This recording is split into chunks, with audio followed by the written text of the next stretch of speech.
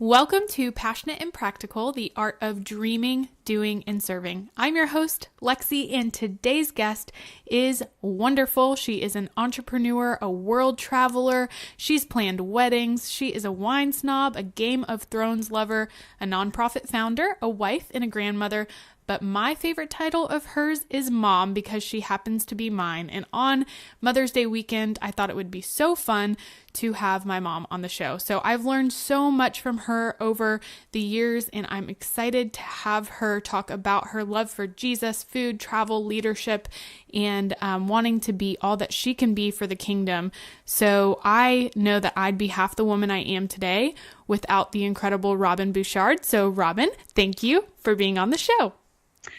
Thank you so much for having me. I'm excited to be here. This is my first podcast. Yay! Welcome to the podcast world.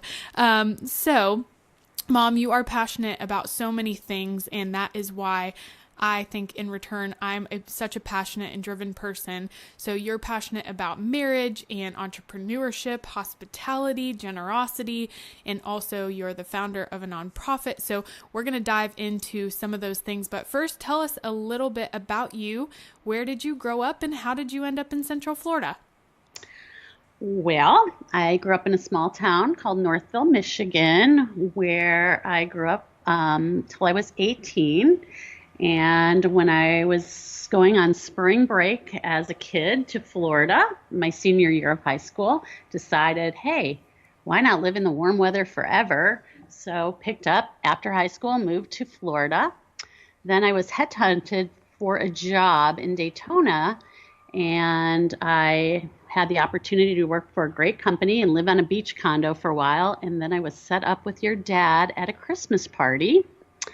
And then, lo and behold, we decided to have you, and I decided that I might not want to go back to work right away, and we needed to make more money, hence moving to Central Florida, where your dad started working for a real estate company, and I was able to spend some time having 3 amazing children before I started our company.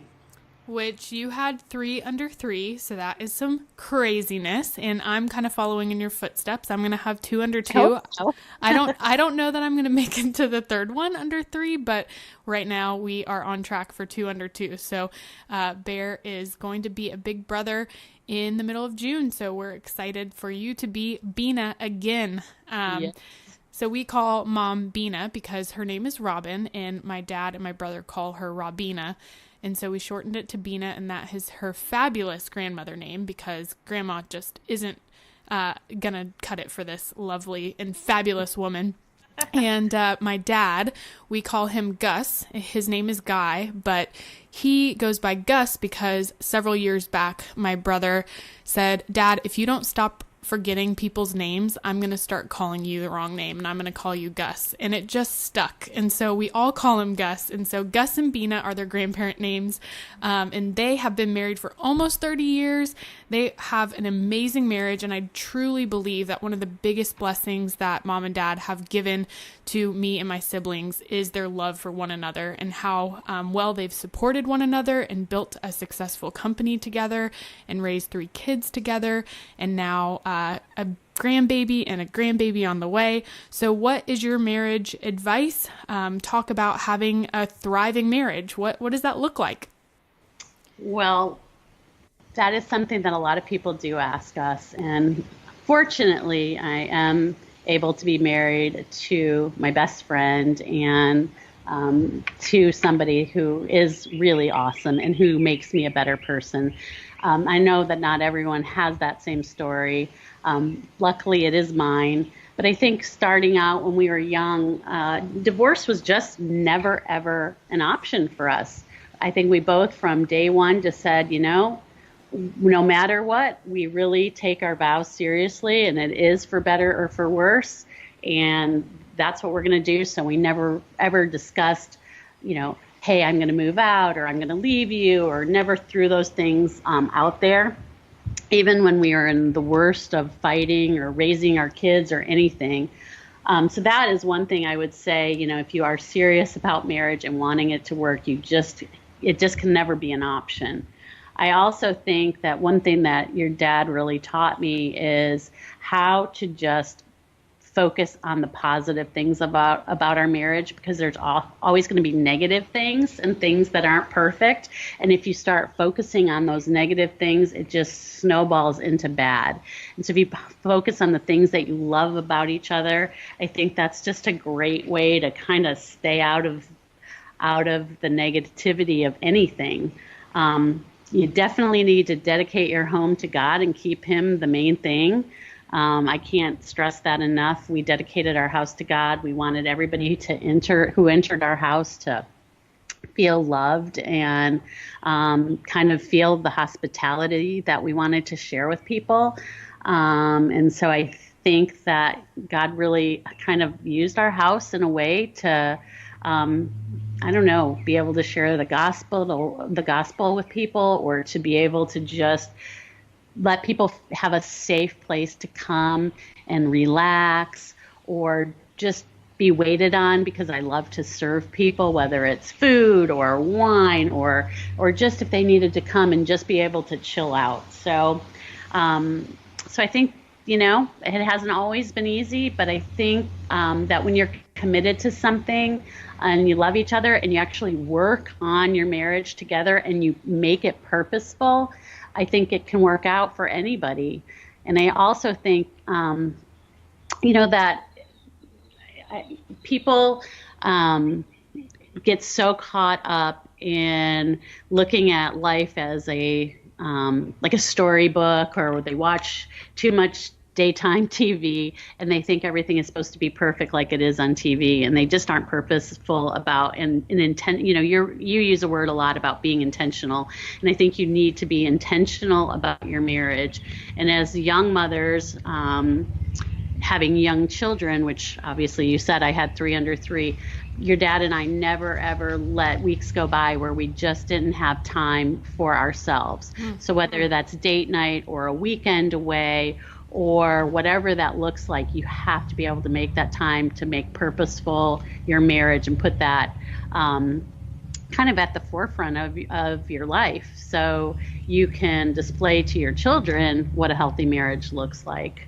I also highly would recommend that you do find a Leah and a Rachel in your life. Leah and Rachel, even though they're biblical characters, they are actually 2 young girls that showed up on my house one day and asked me if I needed a babysitter.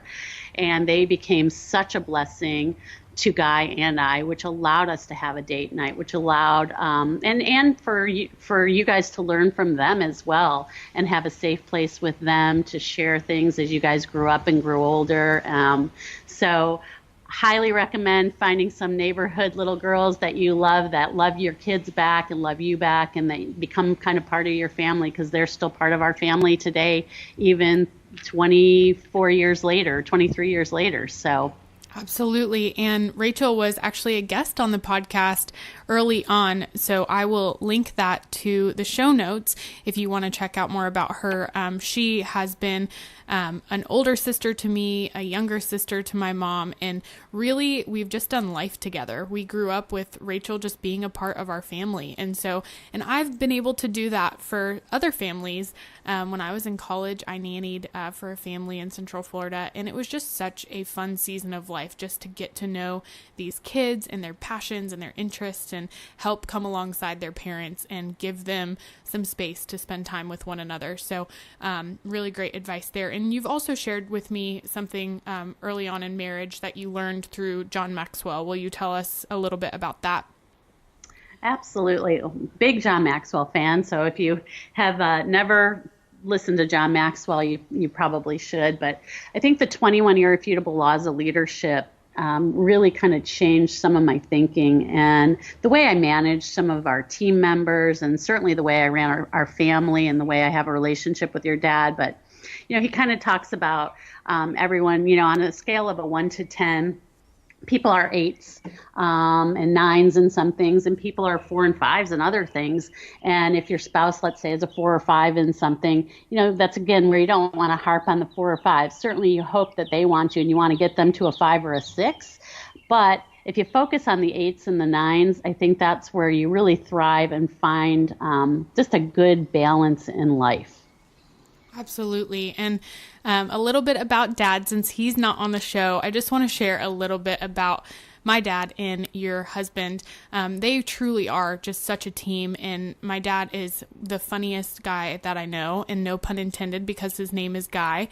And he just is so full of life. He's very, very positive.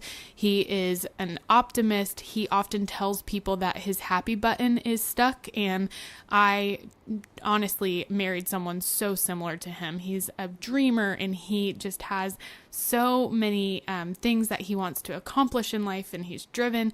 And so it's just really neat to kind of think back through my childhood and growing up with Dad as my dad, and just thinking how blessed I was to have him as an example of watching him be a husband to you and watching you be a wife to him, and then just seeing how much your marriage has blessed my marriage, because I've heard this quote that says, "You cannot become what you don't see." And I truly am so thankful for you and Dad and the way that you've loved each other, because I think that I married someone so similar to Dad in the way that he has these strengths, in the way that he loves me, and the way that he loves our family. And just, they just really complement one another. And I just love seeing them together. When the two of them are together, they talk about business, they talk about ministry, they talk about changing the world. And over the years, I've also just become so close to my mom. It wasn't always, we talk now, and my mom is my best friend. I call her for everything that happens in life, but it wasn't always that way. When I was 16, I'm pretty sure my parents lost lots of sleep over raising me. And now it's just so cool to look at your marriage and look at the way that you guys are two of our best friends. And so thank you for that. And so let's talk a little bit about entrepreneurship. So you're the owner of a mid-sized company. It's one of the most successful property management companies in Central Florida. So tell us a little bit about Global. How did you get started? What's your favorite thing about the company? And what kind of sets you apart from your competition? Well, I think a lot of it, truly, believe it or not, is the grace of God that we actually still have a company after the downturn. Things got a little rough, and so many people are like, "Oh, how did you do it? How did you do it?" And there is no answer other than the grace of God. But we have an amazing team, and I hope our team would say part of their favorite thing about Global is the fact that we truly believe we're doing life with each and every one of them. And I think our whole goal is to enrich their lives and make their lives better. And then if they pay that forward and they want to do that with their team members, it just kind of creates an awesome culture and a great environment. We're kind of the anti-micromanagers, so we try to surround ourselves with forward-thinking people and just people who have the same core values and same passions that we have. And I think it displays in how everybody does business at Global. I think for me with Global, one of the biggest things is that I am passionate about hospitality.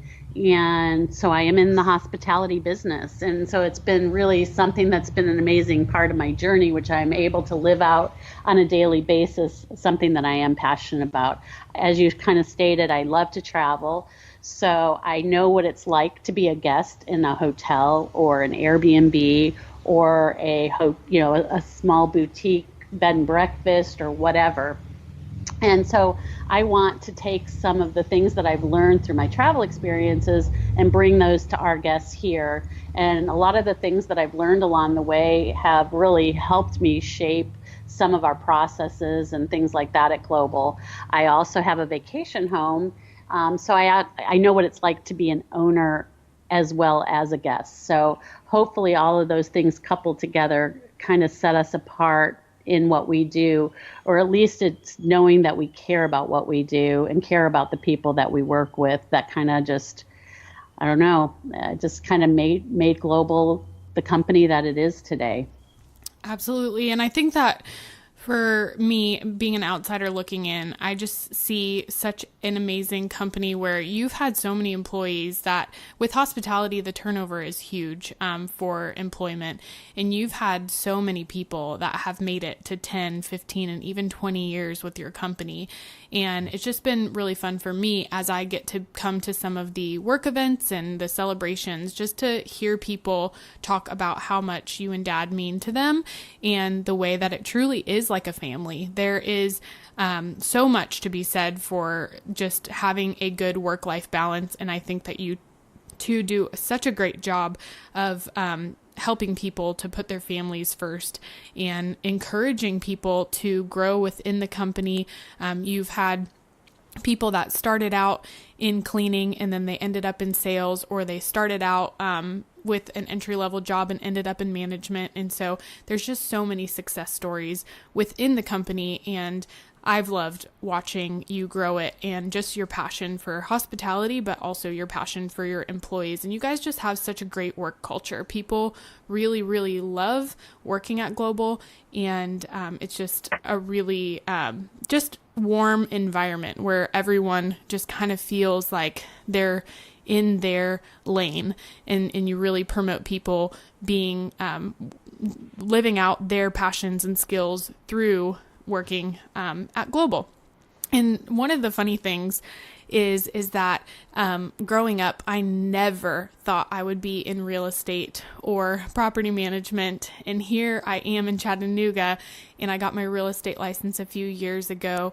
And then Blake and I own and manage 2 Airbnbs in Chattanooga. And so it's just funny as I think for so long, I tried so hard to be my own person and not be my mom.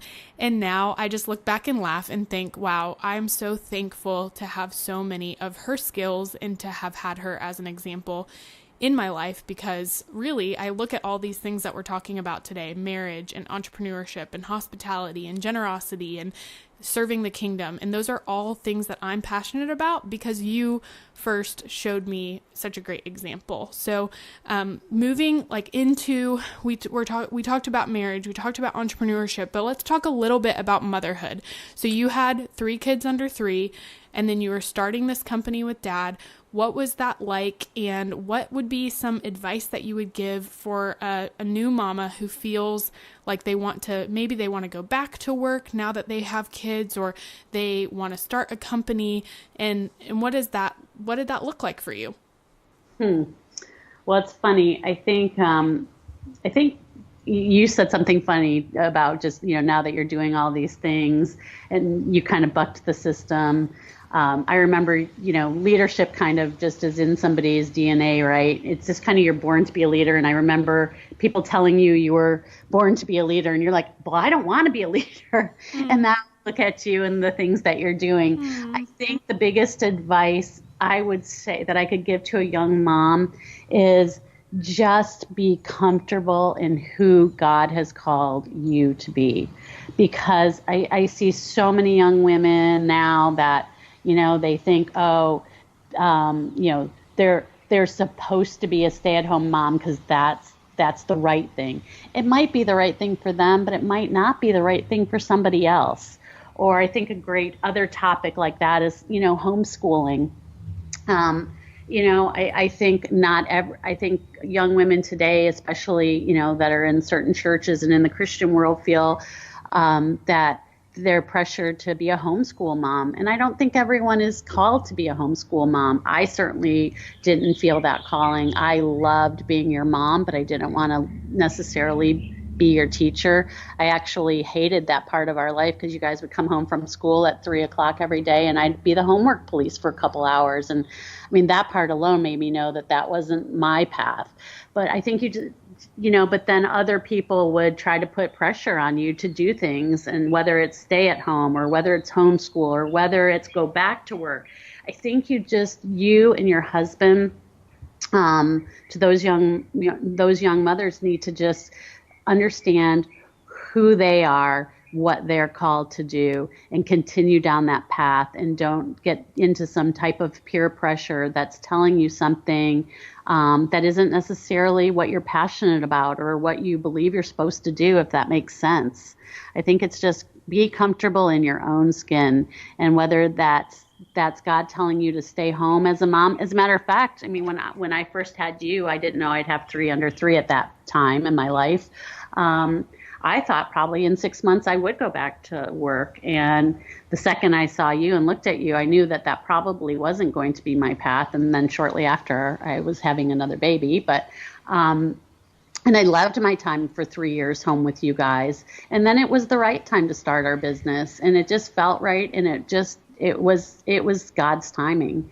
And I think you just need to pray and just be very purposeful in how you move forward, and whether that's going back to work because you need to financially. I think there's nothing wrong with that. I think that if it's because you might need a little bit of sanity because you don't have a Rachel or Leah to come over and help you and be able to go just get your nails done or something, just do what feels right for you and your spouse, and just be comfortable in the decisions that you make.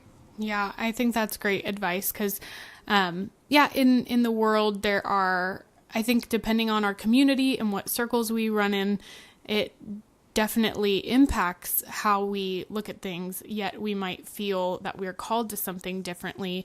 And one of my examples, and we won't harp on this, but is just the fact that Chattanooga is full of very crunchy moms. And I felt a pressure to do a home birth. And then I ended up having to go to the hospital, and that was totally fine and totally how God worked it out. And I'm so thankful for my birth experience, but it was one of those things where, because it was kind of what I felt like everyone was doing, and I felt this confidence, like this is what I was made to do. And then my body didn't work the way it was supposed to. So, I think that for, people that are staying home, be confident in that. When you talk to women who are working. And when you are working, be confident in talking to moms. Like, there is just a lot of mom shaming in our world. And I think that as moms, we feel like in order to validate our decision, everyone has to do the same thing. And the beauty of the kingdom is it's diverse, and God has given us all different skills. And there are some mamas that wouldn't do well staying at home. And then there's others that wouldn't do well going back to work. And so, just being prayerful with your spouse about that decision is so important. And so and just in the season that you're in, and become comfortable with the season, because the season will change. Absolutely. That's something that I think about. A lot of people ask me about schooling, and I'm not there yet. So I think that when the time comes, we'll prayerfully consider our options, and we think about it and we talk about it. And it's something that we are trying to be intentional about. But ultimately, we're trying to live in the here and now, and listen to God's voice for what he has for us right now. So let's move on to hospitality. It's my biggest passion because of you. And anytime someone asks me, why are you so passionate about hospitality? I get to share the way that I grew up in an open door policy home, where the doors weren't locked. The house that you guys have, I've lived in since I can remember. They have a house on a lake where there's a volleyball court and a pool and a boat and jet skis. And I just grew up every weekend going out on the water, and it's just truly a retreat. And it is such a beautiful home, but so full of love, and lots of laughs happen in that home. And lots of amazing food made by Bina. If you ever have the opportunity to go be at Bina's house, please take us up on it, because it is such a treat. And so I've learned so much from you about hospitality over the years. I love to entertain as well, and cook delicious food, and have people living with us even for different seasons. So where does your love come from, and what's your favorite thing about loving on people through this gift? Well, I think again, some of it is just kind of in your makeup. And I think my grandmother was a great example to me as a child growing up, because we we had a cabin in northern Michigan, and I just remember through my childhood is my grandfather was always on the grill making steaks, and my grandmother was always making pancakes for everyone in the morning, and there was just people everywhere, and laughter and card games and horseshoes and canoeing and just, those are my best memories of growing up. So I certainly wanted my house to be like that. I think, inviting people into your home is just such I don't know, it's just who we are. There's a saying, an old saying, mi casa es su casa. My house is your house, and we've always said that. We've named our house the Casa Bouchard, or the Casa B, because we believe it. I think young moms probably, or any people in general, they get so hung up on, oh, I can't have people over, I'm not a good enough cook, or my house isn't clean enough, or my house isn't nice enough. And that seriously is just a lie from Satan. It really is. I think if you're open to welcoming people in your house, it doesn't matter if your bed is made or your kitchen is clean or there's dishes in your sink, or if you're the best cook or not, just be hospitable and just be welcoming, and amazing things happen. Looking back on, you asked me what kind of my favorite things are. My favorite things are now, as you and your friends are grown up, and, Michael and Lauren's friends are grown up, hearing stories from them years and years later about just a small little thing about how they came to our house, and some little thing that happened, or just a memory that they've shared, how we have imparted just the smallest little thing to them, really, really makes me smile. We have stories of where just, sharing a bottle of wine with a couple that we're very close to, that they were going through some very, very horrible marriage issues and on the verge of getting divorced, and just sharing and just having God be the center and leading our conversation and sharing different things with them, and some of the things we had walked through ourselves, and we were able to share how when we walked through a specific situation, how we came out on the other side. And now looking back, I think probably 10, 12 years later at this couple now and where they are and how awesome they're doing. And now they're pouring into their children and their friends, and, and sharing their fond memories of that night, and how some of their mindset changed from conversations that happened on our back porch. That to me is really what it's all about. And, we just both, Guy and I, have always just wanted you and your friends and Lauren and Michael's friends and anybody and our friends, whoever comes into our house, just to feel loved and welcome. And, and I do, a lot of people don't love to cook. For me, that's probably my art outlet. Some people are musically inclined or can draw or sing or whatever. And unfortunately, I don't have any of those gifts, but I do love to cook. And even if you're not that person, I have a really good friend who, if she listens, she'll know who she is, but she's like, I could never cook like you. And then she comes over, and I always say she's my sous chef, and she does all these things. And then I think now she realizes I really could do it. And I think some of it is just really just being daring enough to try. Mm-hmm. So if you don't cook, call me. I'll share some secrets. Garlic's the secret to everything. But, but when you make things out of love and because you want to, I think, you just can't be afraid of it. And, I think with cooking, what's great about it is and serving in general, it's just, there's just no perfect map. Make your own map. And, and if cooking's not your thing, you can make people feel very welcome in your home by Uber Eats or Domino's Pizza. I think it's just how you share your life with people. Absolutely. And it's funny when you're talking about that special person, she will know who she is. And it's just so interesting so often that, this quote comes to mind: we don't become what we don't see. And I don't remember if I already said that, but we can't know how to do things if it hasn't been modeled for us. And sometimes it is just taking that daring step, or just asking someone to come alongside us and teach us. And that's the beauty of, I think, discipleship and friendship, is that for one, we're not a crafty family. And so for me, doing Pinteresty things is just not my thing, but it's been fun to have friends that are creative, because I get to learn from them, and then they get to learn from me. So I think that we are, God has just created us to exist in community and to learn from one another and to grow with one another. And I think so often fear is what holds us back from either A, trying it, or B, just being willing to humble ourselves enough to say, hey, can you help me with this part of life? Because I don't know much about X, Y, or Z, but I'd love to learn from you. And usually people love to share their gifts and talents. So that's just some encouragement in that department. But the home. One thing real quick that I want to say, 'cause you said a word, and it's just so true, which is fear. And I think so many people live their life in fear of so many things. And if one thing I can hope that I imparted to you and, your siblings, is that, that's just not a good way to live your life.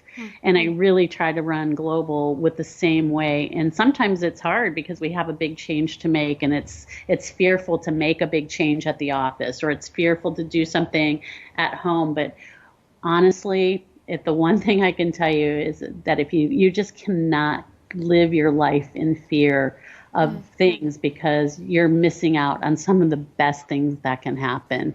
And, some of the things that we've always said is when we live our life, we want to live our life in a way that makes Jesus smile. And living in fear, I can tell you, that's not it. That is so good. And I would truly say that next to the way that you guys have been an example in marriage, my next favorite lesson from you and Dad has been that fear was not welcome in our household. I have this story that I love to tell about Dad. When I was probably in 8th grade, I called Dad and I was like, Dad, you have to come home. I heard noise. I think someone's breaking in. And he just hung up on me. And then I called him back again. Dad, why'd you hang up on me? I'm so scared. And he's like, Lexi, until you stop watching scary movies, I'm not going to take you seriously because you're paranoid.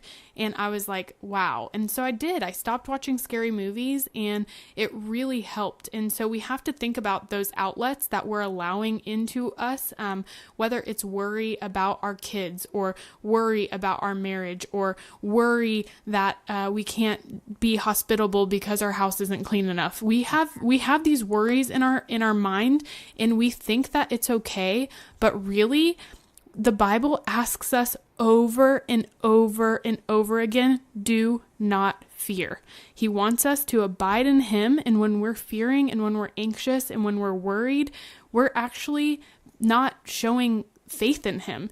And so for us, we have a recent story where our little Blakely, our baby that is coming in a few weeks, she had spots on her brain and on her heart at 20 weeks. And I just shared with people that I had this overwhelming peace about it, because I know that God is good. So if he heals her, God is good. If he doesn't heal her and she ends up having some kind of disorder, then I'm still going to love her no different, and God isn't going to love her differently. So for us, it was just a time of just peace and prayer. And 10 weeks later, we just got this amazing news that the spots were gone after seeing a high-risk doctor multiple times and just lots of prayer. We saw that the spots were no longer there. And so that is just an example of us just being willing to have faith in God and to ask people, yes, please pray. We want your prayers. But ultimately, no matter what the result is, we're still going to believe that God is good. So I am so thankful for that kind of culture in our home growing up, because I think that it's kind of what sets me apart from a lot of people I know. Is people when they would describe me, they would say I'm bold and I'm passionate. And I think the bold comes with courageousness, and courageousness comes from not allowing fear to dictate my life. And I can say that you and Dad have been such great examples of that. And that goes along with kind of how you feel about generosity in your possessions. Like, you have a beautiful house, you have nice cars, you have nice things, but you don't look at them with this fear and greed. Like, if something happens to this, or if someone takes it, my life is going to end. You leave your doors unlocked, and you're like, hey, if someone takes this, then they needed it more than I do. So tell us a little bit about generosity and how you and Dad do giving, or what generosity means to you guys in your marriage. Well, things are things. And, I think people are always surprised, like, oh, sure, take the boat out, or we'll take you on the boat, or, drive my car. I don't care. I mean, they're all God's inevitably anyway. So we don't look at it like that. Sure, we like nice things, but, I feel like God's given them to us, and we certainly respect that. But, it's not, none of it is about that. As far as giving, I think that's something everyone needs to be passionate about. And if you haven't figured out what that looks like in your own life, I think I would highly recommend that you try to figure out what your passion is in the way of giving and start pursuing that. I don't think we're ever really satisfied in life in general unless we're giving back in some way. I think your dad and I wanted to impart that with you guys from a very early age. I'm sure you guys remember us going to Jamaica on vacations, and then we would go and visit a little orphanage in the middle of the hills in Jamaica, and spend the day with those kids. And I think, to me, those are so much more of the amazing memories that we have, rather than what museum or beach we went to, or what we ate, or whatever. Certainly from some of our travels now to Africa, my days serving, at the school or the orphanage, or planting trees at a school, or things like that. Those to me are just some of the greatest memories I have. And it's always when I'm giving back to somebody. When you guys were little, doing, Rock Orlando, when we were serving children and homeless people every single Saturday, it's like, I remember thinking, gosh, how many families just do that kind of stuff every single Saturday? But those are some of the best memories we have, and just the stories that we heard afterwards, or the people we were able to just impart the smallest things to. I think really it's what it's all about. And it's truly, I don't know if it's because I just love to serve, because I love hospitality, or I kind of believe that everybody needs to serve in some way or another. And whether it's financially, or giving your time, or just really getting behind something that you're passionate about, that you can even see the smallest little thing happen from it, by a story, or that you blessed someone, or you wrote a letter that inspired a kid in Africa, or whatever. Yeah, I think that for us, our giving philosophy is similar. I think that it's about being whole life givers in the way that we give with our time, talent, and treasure. And I think that the most rewarding way to give is to not only give financially, but to also serve. And so Blake and I have just been super blessed to have been able to sit on a few different boards here in Chattanooga. And we've been givers of our money, but we've also been givers with our time and our passions, and also our gifts. And so it's just a really fun way to step into ministry and just ask, like, God, we are super, and like you said, like, ask yourselves, what are you passionate about? And then look for causes that align with that. And I think so often people can get kind of disengaged with their giving because they just, they've been taught that tithing is 10% to the church, and you write that check every week or every month, and then that's it. And you just kind of, it's mindless, and it's a little bit painful, and it's like it's another bill. But when we look at giving as an adventure that God is inviting us into, a story He's inviting us into, it makes it so much more exciting in the way that we get to engage with the story of where our money is going. And then we get to see the impact, and then we get to put our hands and feet to work.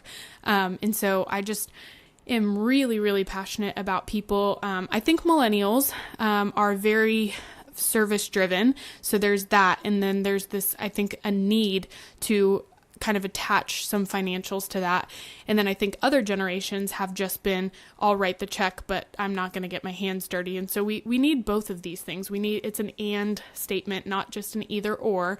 And I think that we as believers need to be willing to pray into, God, what do you have for me when it comes to serving? What do you have for our family? And I think something that's been fun that I've heard several families talk about recently is just having like a family mantra or a family mission statement, and just going after things like that. And for us, like, we want to be hospitable, we want to be generous, and we want to be bold. And so for us, it's just all about bringing the kingdom to earth in those ways. And so I would encourage anyone listening to think about, with your spouse and with your kids, if they're older, is what is your mission statement for your home and your household? And what do you guys want to stand for? And do you want to fight against human trafficking? Then go and get involved. Do you want to work with the homeless community? Go and get involved as a family. I think that was, like you said, some of the best memories that we have as a family is when we were serving, especially that season of when we were serving the inner city of Orlando. So just super grateful for that time and that example. So speaking of ministry, you and Dad and my sister Lauren recently started a nonprofit called For Global Hope. So tell us a little bit about the heart for the ministry and what your hope for the ministry is. Well, I think most of it started with your sister. She met two young girls when she was in high school from Uganda. And those two girls seriously changed Lauren's life. Lauren heard about their plight and the horrible circumstances, which both of their parents were killed by the LRA, and just these horrible things that have happened in their village that they had come from. And so she kind of decided when she graduated high school that she just needed to see it all for herself, and that she was just going to get on a plane and she was going to go to Africa. And she did. That's kind of where the fear tries to come in, right? So Dad and I had to really pray about it, and we had to give it to God, and we just were not fearful for her, and she was certainly not fearful, and she was brave and did what she felt like she was called to do, and it was just amazing. So it kind of helped start shaping some of what we kind of now believe is kind of our core mission. And some of that is just sharing just other cultures with people to where they can get involved in. I think going on, let's call it a mission trip, sometimes people are really afraid of that, and they think that means no hot food, no hot shower, living in horrible conditions, maybe in a tent or whatever, maybe drinking unclean water. And that doesn't necessarily have to be what it's all about. I think Lauren has really opened my eyes to see that really Americans should go on trips, but they don't necessarily need to be the missionaries themselves. Supporting indigenous missionaries is what we're kind of doing in Africa, or supporting the boots on the ground there. And it's done so much with so much less money than sending Americans. So our goal is kind of to try to bring awareness to certain and to identify certain charities that we believe are worthy of support.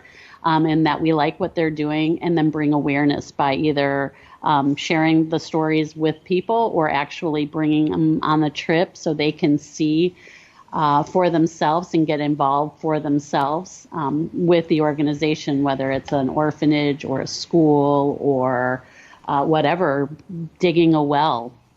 So that kind of leads me to what our next adventure is, which because of our love for travel, we really believe, even from when you guys were little and on those trips to Jamaica, that people would love to be part of a significant type of a vacation. So where they're spending some time and doing the sightseeing and seeing the culture, but then also giving back in some type of a significant way. So we've named it Significations, and that's part of our very near future, is to start bringing people on Significations and letting then that kind of take root in the people that go on these trips, to hopefully they're getting involved in some really great way with their family, and they begin giving back and living their passion through whatever it is that that adventure takes them on. I love that. I can't wait to go on some Significations and hopefully lead some Significations, because I think that sometimes for me, I've been very fortunate to travel a lot of the world, and I'm super grateful, but sometimes I come home and I feel empty because I feel like I've taken from a space, or I've been a consumer of a culture rather than giving back. And so I think that there's a beautiful partnership that is kind of, coming, this new wave of travel. And it's kind of thinking about travel as like, what can I receive from this culture? What can I learn from this culture? But how can I also give back to this culture? So I'm really excited to see where that ends up and how I can be involved.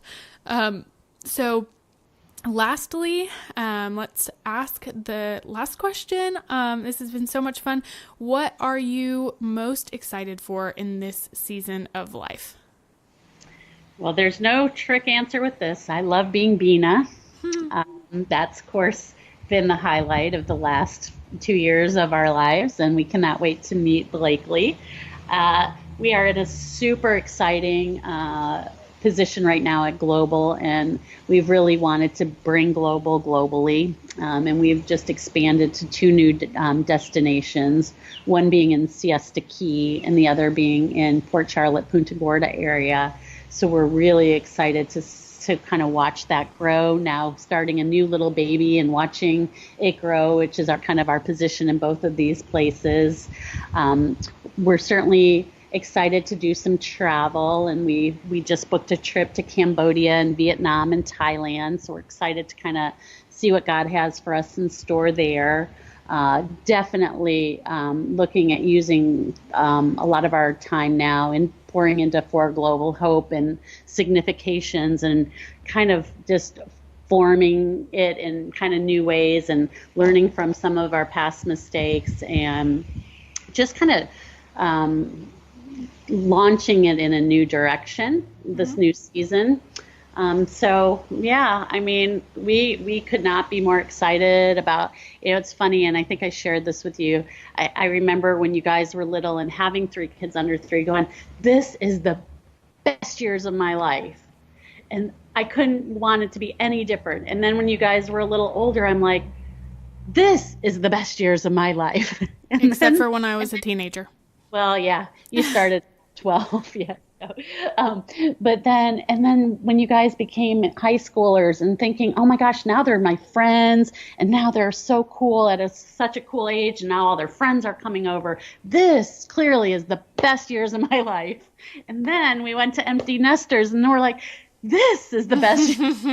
I'm a Gina, and that's the best. So, I think it's how you embrace life, and we're excited just in every season. And I think you got to look for what God has and His best for you in that season, and embrace it, and find your passion in it, and just live every day, and just with things you love, and putting Him at the center of it. Yeah, amen. I love that. That's such a great way to close.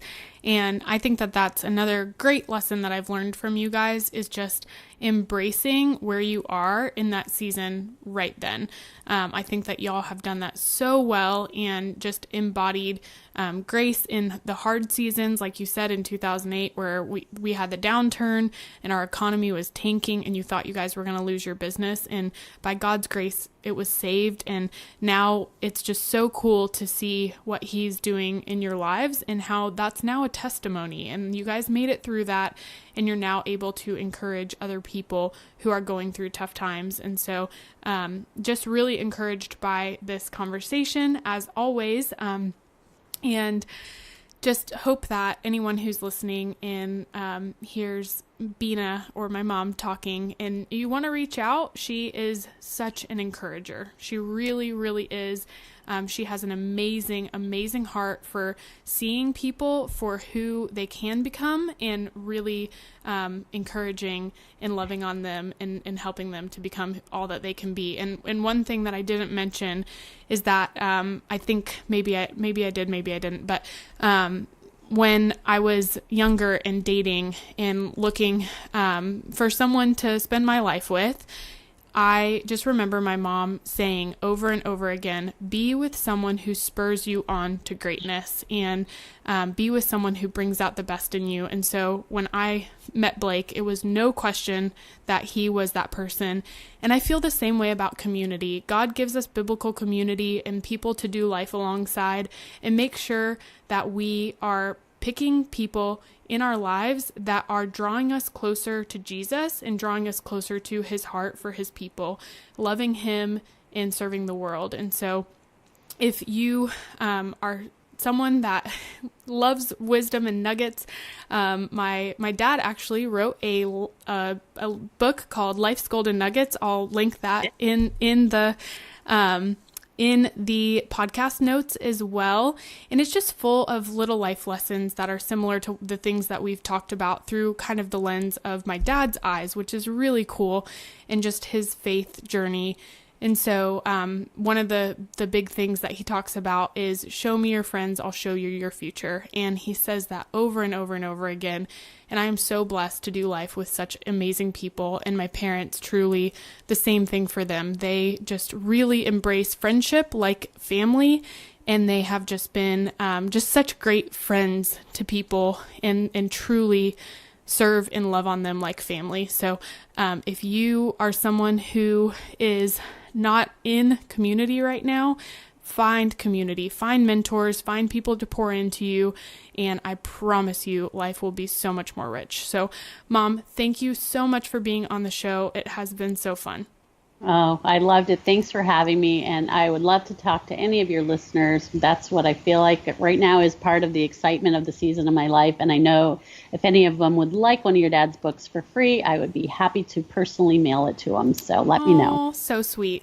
Well, ladies, you are infinitely valuable. You are created with a unique set of gifts, skills, and talents created by God for his purpose and his glory. So go be his hands and feet to this broken world. Get it, girl.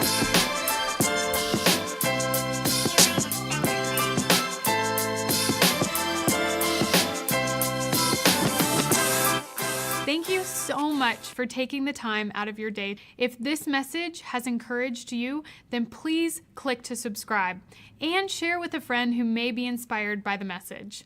Also, if you have an event coming up and you're looking for a speaker, click the link below to get in touch with me.